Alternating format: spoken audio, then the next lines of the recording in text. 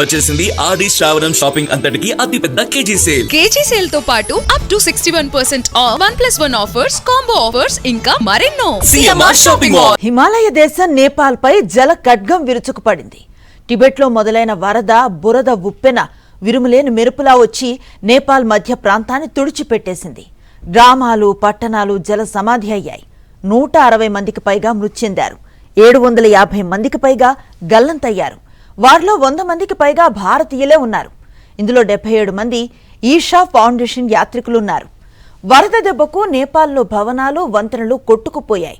దాదాపు డజనుకు పైగా జల విద్యుత్ కేంద్రాలు తీవ్రంగా దెబ్బతిన్నాయి. దీంతో నేపాల్లో అంధకారం నెలకొంది. ప్రమాద సమాచారం తెలిసిన వెంటనే నేపాల్ ప్రధాని బాలేంద్ర షాకు ప్రధాని మోదీ ఫోన్ చేశారు. అన్ని రకాల సాయం అందిస్తామని హామీ ఇచ్చారు.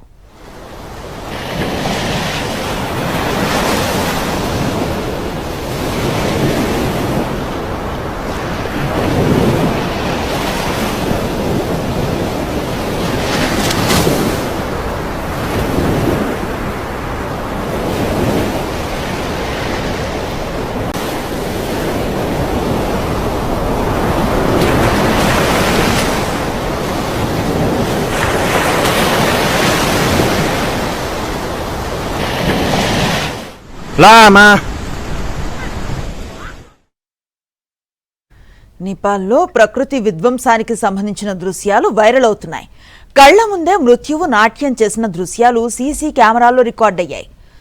భొటకోషి నది ఉగ్రరూపం స్పష్టంగా కనిపించింది. పైనుంచి వరద దూసుకు వస్తూ ఉన్న దృశ్యాలు కెమెరాల్లో రికార్డయ్యాయి.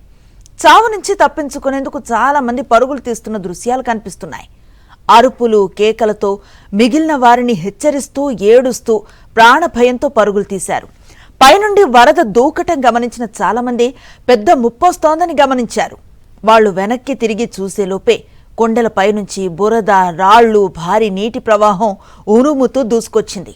సీసీ కెమెరాల్లో నమోదైన దృశ్యాలు వరద విధ్వంసం ఏ స్థాయిలో ఉందో కళ్లకు కట్టినట్లు చూపిస్తున్నాయి. వరద ప్రవాహం ఏ స్థాయిలో ఉందంటే సెకండ్ల వ్యవధిలోనే గ్రామాలకు గ్రామాలే కొట్టుకుపోయాయి. చాలా మంది జల సమాధి అయ్యారు. ప్రమాద తీవ్రతకు రోడ్లు బ్రిడ్జ్లు ఆనవాళ్లు లేకుండా పోయాయి. భారీ భవనాలు సైతం కుప్పకూలాయి. ప్రశాంతతకు మారుపేరుగా నిలిచిన కొన్ని నేపాలీ గ్రామాలు సెకండ్స్లో శ్మశానాలుగా మారిపోయాయి. కొండ ప్రాంతాల్లో ఒక్కసారిగా కురిసిన భారీ వర్షాలు, ఎగువ ప్రాంతాల నుంచి వచ్చిన నీటి ప్రవాహం భోటకోషి నదిని ముంచెత్తింది.